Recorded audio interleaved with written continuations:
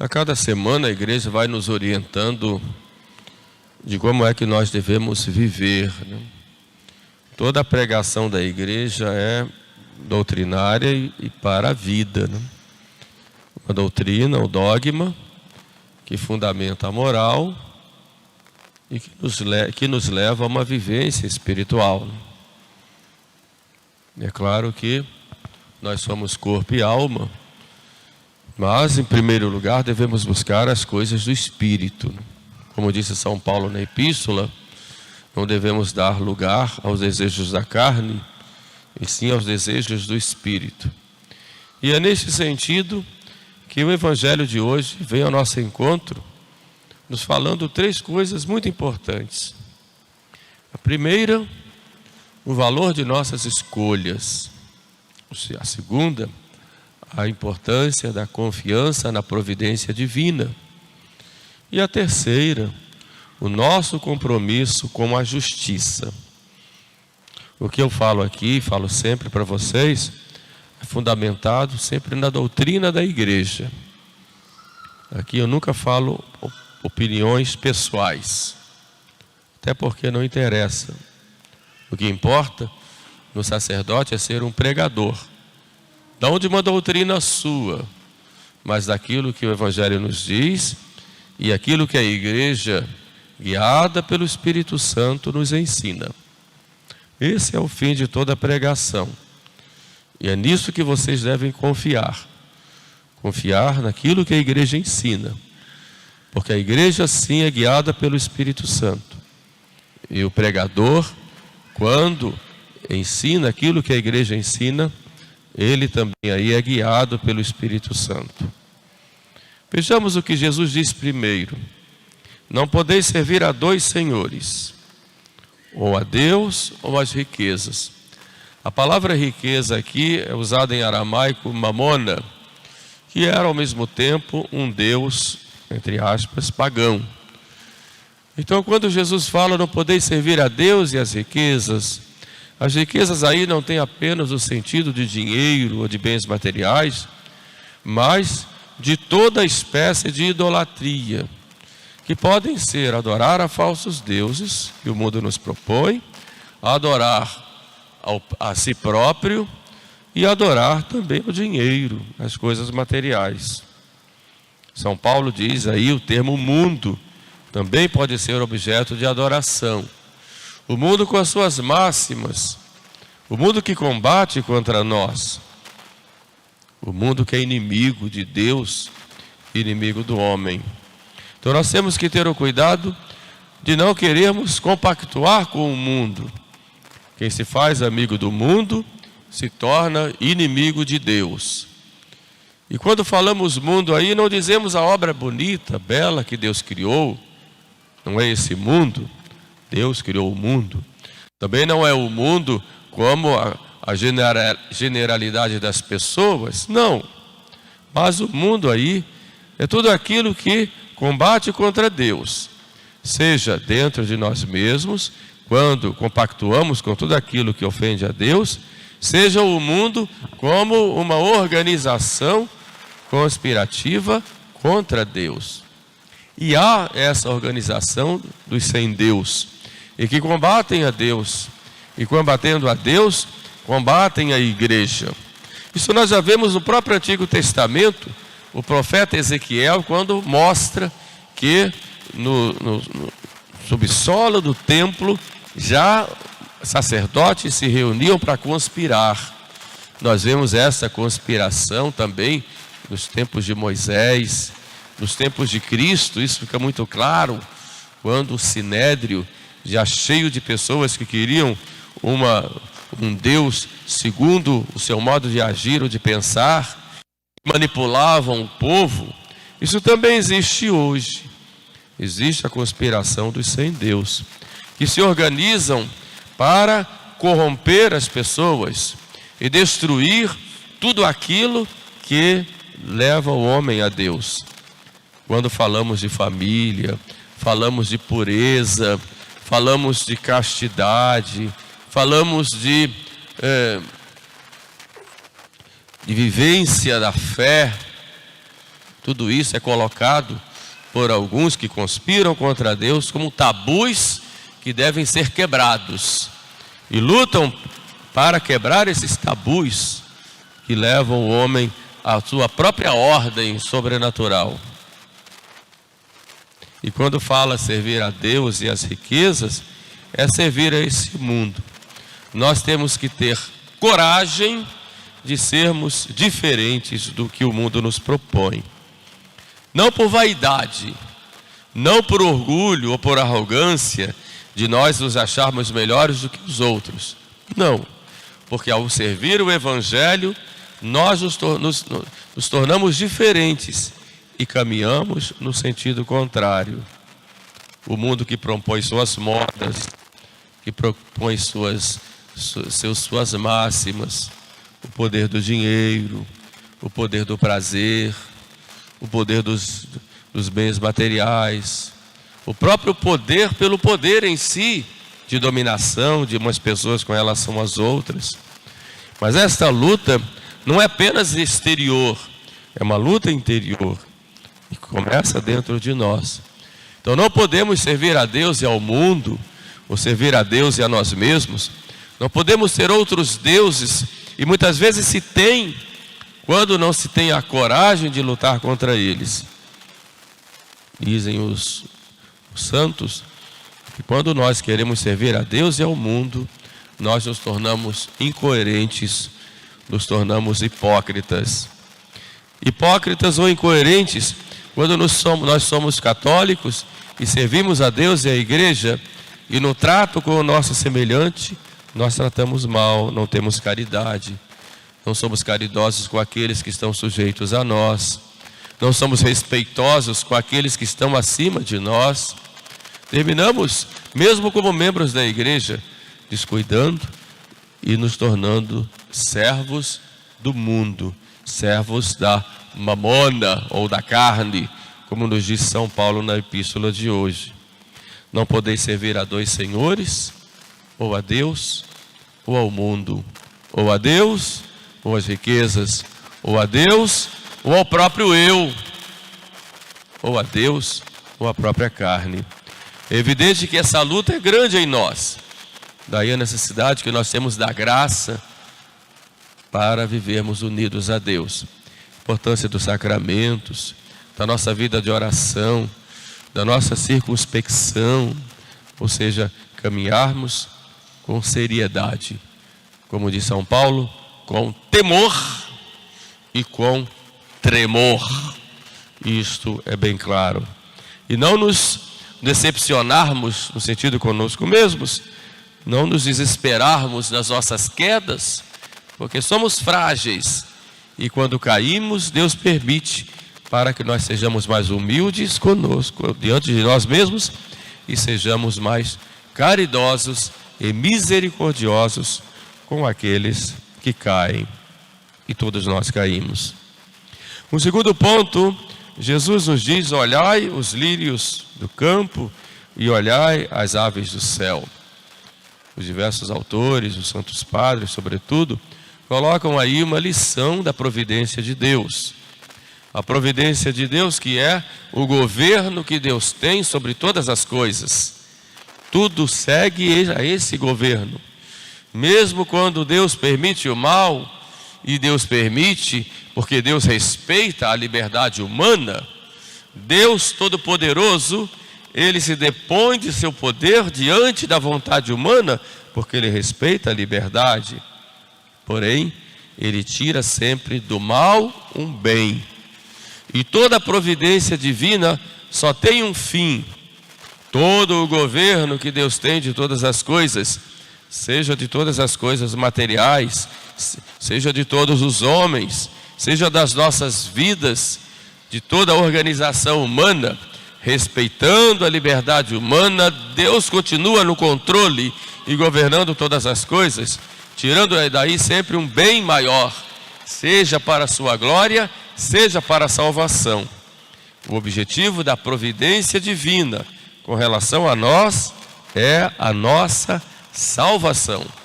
Não existe outro. Providência existe para a nossa salvação. E é o governo que eu digo, repito, de todas as coisas que tem Deus.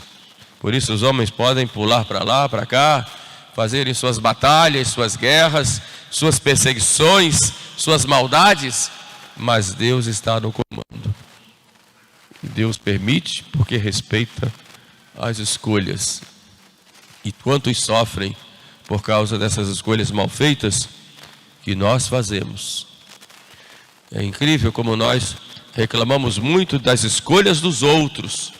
Estão sofrendo porque os homens escolheram dessa forma, seja do ponto de vista moral, social, mas nós não olhamos que nós muitas vezes fazemos mais escolhas e essas escolhas prejudicam os nossos irmãos, prejudicam nossos filhos, nossos pais, nossos irmãos mais próximos, enfim, prejudicam a humanidade, porque cada falta nossa é sempre uma falta também contra os outros. Tem essa dimensão social das nossas faltas. Por outro lado, olhamos aí, quando falamos da providência, o respeito que Deus diz, que Deus tem da liberdade humana. O homem é livre e qualquer sistema que impeça, que proíba esta liberdade do homem, esta capacidade que o homem tem de escolher qualquer ideologia ou sistema, seja político, seja econômico, do ponto de vista social, é um sistema que destrói o homem como tal. Porque o homem não pode ser escravo.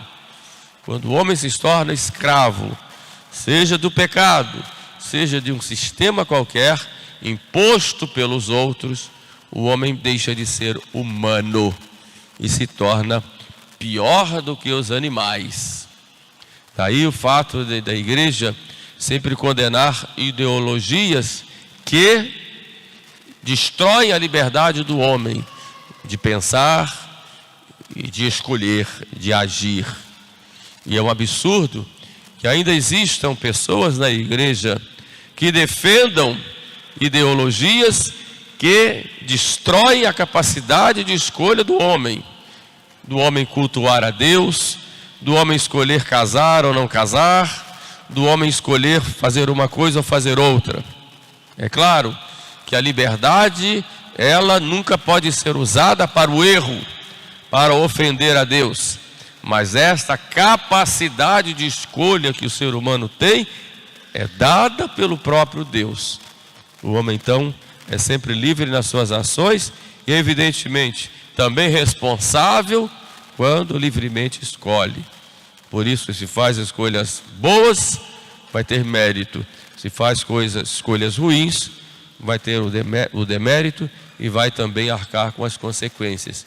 Mas não se pode tolher a liberdade do homem cultuar a Deus, do homem ter sua família, do homem educar os seus filhos, do homem trabalhar, do homem usar do fruto do seu trabalho para viver com dignidade, para o seu próprio crescimento, para viver a caridade, enfim. O homem tem que ter a liberdade de filho de Deus. Um outro ponto, também dentro dessa reflexão do olhai os lírios do campo e olhai as aves do céu, Jesus fala que Deus cuida de tudo, porque cuida das aves do céu, cuida dos lírios do campo e de toda a obra da natureza. Mas uma coisa importante que tem que olhar aí também, aquela frase que Jesus disse: não valeis vós do que os pássaros? Não valeis vós mais do que os pássaros e mais do que os lírios? E o que isso quer dizer? Hoje, quando nós vemos um culto à natureza, um culto, ponho aqui em muitas aspas, à Mãe Terra, um culto à obra que nós sabemos que é a criação de Deus, em detrimento da dignidade humana, nós vamos de encontro àquilo que Jesus diz aqui: o homem vale mais do que uma tartaruga. vale mais do que um pássaro, do que uma onça lá da mata, vale mais do que uma árvore, vale mais do que tudo. Jesus diz: vós não valeis mais do que eles. Por isso, nós devemos cuidar da criação. Não podemos também depredar a criação, porque temos um compromisso de cuidar, mas de dominar e de usar, porque Deus criou todas as coisas, mas a obra não está acabada. Deus deu para o homem a capacidade de dominar toda a obra da criação para transformar em vista do bem do homem, e não só do bem individual, mas do bem coletivo, não só hoje, mas também pensando nas gerações futuras. Por isso, o cuidado da criação tem em vista isto, a necessidade que o homem tem de contemplar a grandeza de Deus, de usufruir dos bens criados, não só do ponto de vista atual, mas também do futuro. Por isso temos que zelar também pelos nossos irmãos do futuro, que também necessitarão desses bens, hoje, coletivamente, individualmente e também no futuro. Porém, o homem está acima de tudo isto. O homem é o rei da criação. O homem é o que domina, é o Senhor, como diz lá o livro do Gênesis. Por isso é um absurdo quando aquele que defende o cuidado de um ovo de tartaruga é a favor do aborto de uma criança. Não valemos mais do que um ovo de tartaruga? Aquele que coloca na natureza uma espécie de deusa, a mãe terra, a Gaia, a quem vai se prestar culto, é aquele mesmo que aceita o aborto. Um ser humano gerado no ventre materno, lá desde a fecundação, vale mais do que toda obra criada da natureza. Vale mais do que toda uma floresta, do que todos os animais. Há uma versão aí. Vós valeis mais. Porém, não podemos nos valer disso para destruir tudo. Então temos que olhar. Deus cuida de tudo, então Ele tem o cuidado também da obra criada. Mas mais nós, porque nós temos a dignidade de sermos imagem de Deus. Nenhuma outra criada é a imagem de Deus. O homem é, porque tem capacidade de conhecer, de escolher e de amar. Valemos mais. E por isso, o compromisso que Deus se colocou a si mesmo de cuidar da obra criada, cuida com muito mais afinco e com muito mais, humanamente falando, dedicação do ser humano e cada um de nós. Isso nos leva também a termos um cuidado dos nossos irmãos, como Deus tem de todos nós. E a raiz de todo mal está exatamente no pecado que fere esta dignidade do homem. Começando conosco, quando pecamos, nós ferimos esta dignidade que há em nós. Quando nós nos colocamos como servos do pecado, nós nos apunhalamos a nós mesmos e nos tornamos piores do que as outras obras criadas. Por isso, quando olhamos os lírios do campo e as aves do céu, olhamos a grandeza de Deus e olhamos o compromisso que nós temos com a vida humana. Valemos mais do que toda essa obra. Num terceiro ponto, Jesus fala: buscai em primeiro lugar o reino de Deus e a sua justiça, e o resto vos será dado por acréscimo. O que é o reino de Deus? O reino de Deus tem um sentido amplo, é o governo de Deus sobre todas as coisas. Podemos chamar também de providência. O reino de Deus, no sentido mais estrito, é a igreja, que Jesus veio fundar, para onde todos devem ir e para onde todos são impelidos, mesmo que negando-se a pertencer a ela. E o reino de Deus, no sentido mais estrito ainda, é o próprio Jesus Cristo.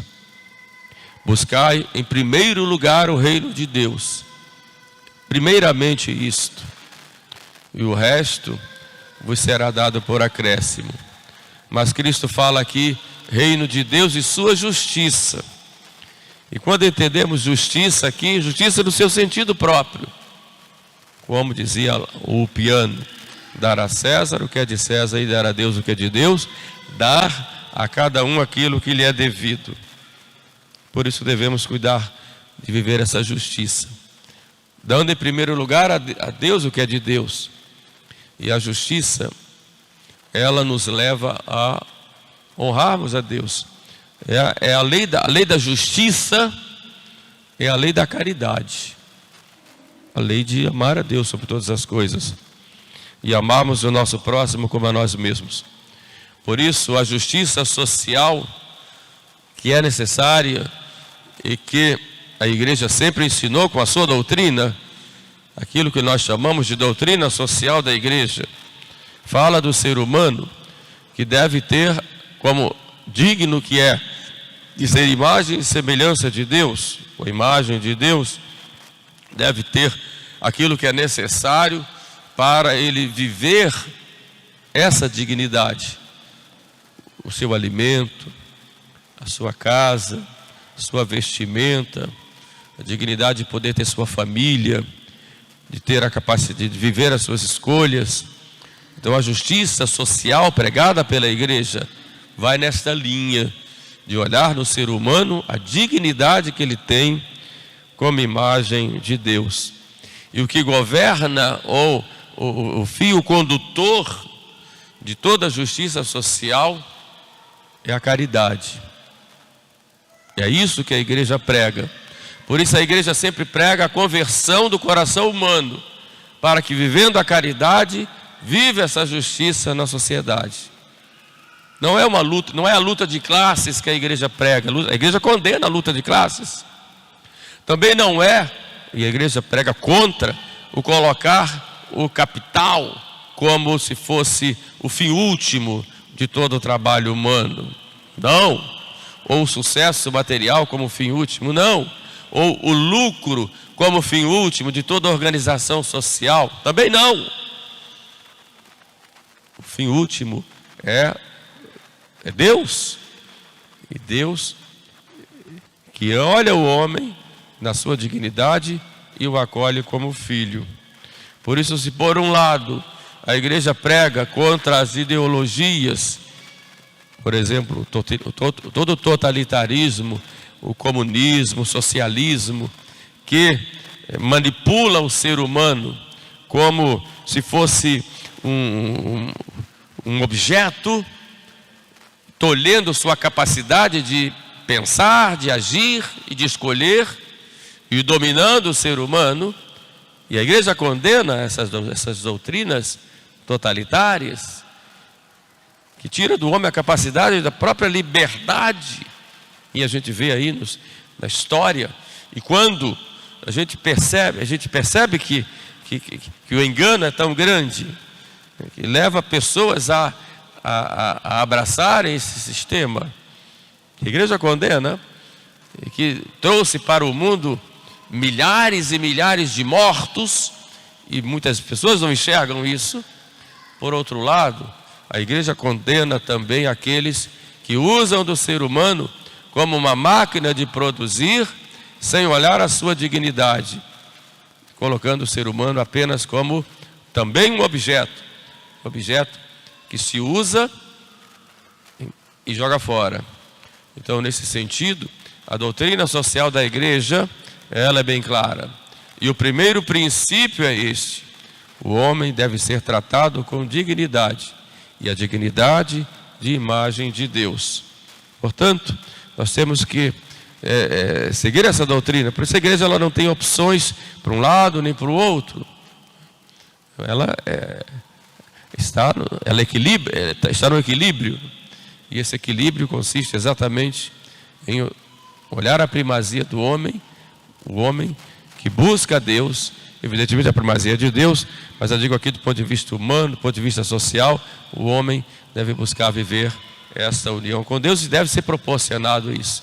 E a igreja tem o seu poder espiritual de dar os mecanismos para que o homem busque a Deus, e o poder temporal tem essa obrigação de cuidar do bem comum, do bem-estar do homem aqui na terra, em vista do seu destino sobrenatural, que é a vida eterna. Essa é a doutrina da igreja, e se qualquer poder temporal prescinde desta visão sobrenatural do ser humano, ele vai ser sempre um poder viciado, que vai destruir o homem e a sua capacidade de viver em Deus, e vai destruir-se a si mesmo.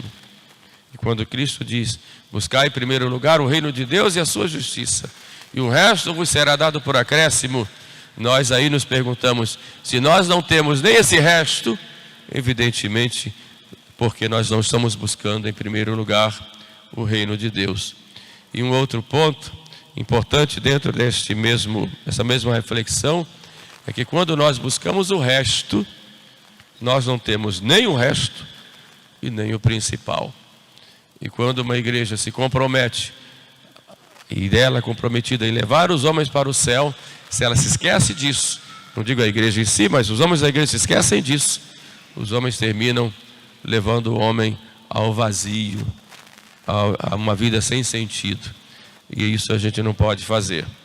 Portanto, busquemos viver essa pobreza de espírito de que nosso Senhor nos fala no Sermão da Montanha, né? Pobres de espírito, quer dizer, aquele que vive aqui na terra, tem o governo das coisas, mas em vista de algo muito maior, que é a salvação, que é a vida eterna, que é o que nós buscamos. Portanto, peçamos ao nosso Senhor que nos dê essa graça de termos essa visão sempre sobrenatural de todas as coisas, para que assim possamos ter dias melhores e levar este amor, esta caridade em todos os meios em que nós vivemos. Louvado seja nosso Senhor Jesus Cristo.